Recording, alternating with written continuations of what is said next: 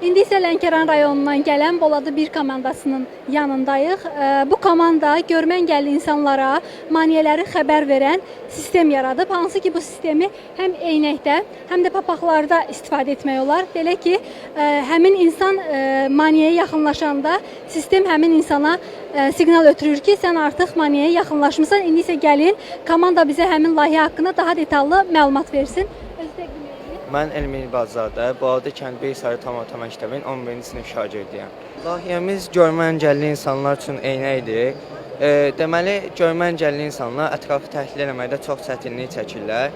Biz də bunu onlar üçün rahatlaşdırmaq üçün sensorlu eynək və papaq düzəltmişik. Dostum bunu qurubusunu izah eləsin. Sizdə də? Mən Talib Cabbarov 15 sinif şagirdi. Deməli, bunun üzərində istifadə olunan bəzi hissələrdən danışım. 9 volt krona batareyadan Arduino Uno kartına elektrik verilir.